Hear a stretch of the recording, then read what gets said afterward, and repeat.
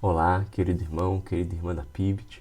Então, vamos continuar hoje as nossas reflexões aqui em João. Por isso eu quero te convidar a abrir lá comigo em João 2:13. Vai dizer assim o nosso texto. Era quase a época da festa da Páscoa judaica, de modo que Jesus subiu a Jerusalém. No pátio do templo viu comerciantes que vendiam bois, ovelhas e pombas para o sacrifício. Também viu negociantes em mesas trocando dinheiro estrangeiro. Jesus fez um chicote de cordas e expulsou a todos do templo. Pôs para fora as ovelhas e os bois. Espalhou as moedas dos negociantes no chão e virou as mesas. Depois foi até aqueles que vendiam pombos e lhes disse: Tire essas coisas daqui, para a gente fazer da casa de meu pai um mercado. Então os discípulos se lembraram desta profecia das Escrituras: O zelo pela casa de Deus me consumirá. O que você está fazendo? Questionaram os líderes judeus. Que sinal você nos mostra para comprovar que tem autoridade para isso? Pois bem, respondeu Jesus, destrua esse templo, e em 3 dias eu o levantarei. Eles disseram, foram necessários 46 anos para construir esse templo, e você o reconstruirá em 3 dias? Mas quando Jesus disse este templo, estava se referindo ao seu próprio corpo. Depois que ele ressuscitou dos mortos, seus discípulos se lembraram do que ele tinha dito, e creram nas Escrituras e nas suas palavras. Amém. O Senhor abençoe a sua palavra.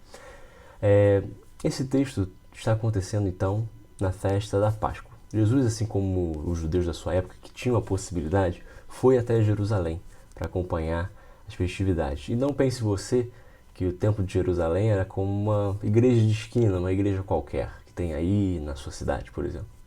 Não. O templo de Jerusalém era o centro da vida religiosa, política, cultural, social, o lugar onde tinha celebrações e os prantos nacionais.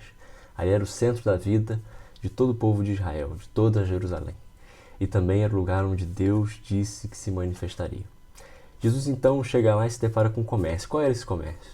Bem, os judeus vinham de muitos lugares para a festa da Páscoa. Então, eles tinham que trazer alguns animais. Mas às vezes eles chegavam lá e os animais não eram próprios para o sacrifício.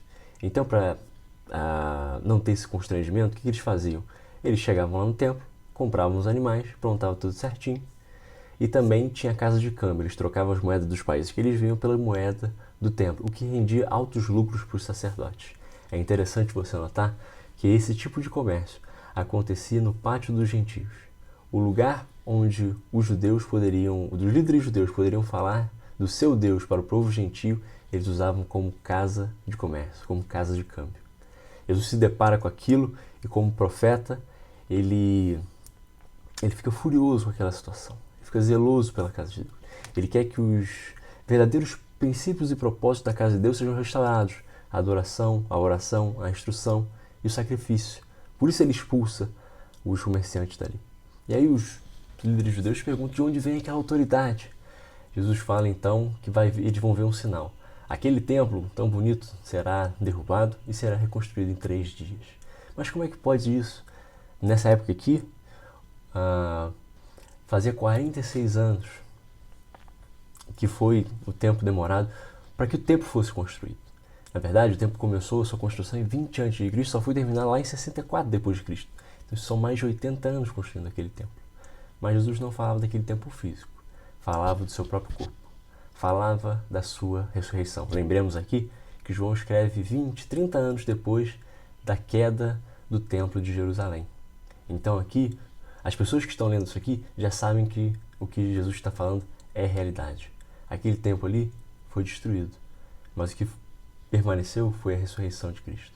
A Páscoa aponta para Cristo. O templo aponta para Cristo.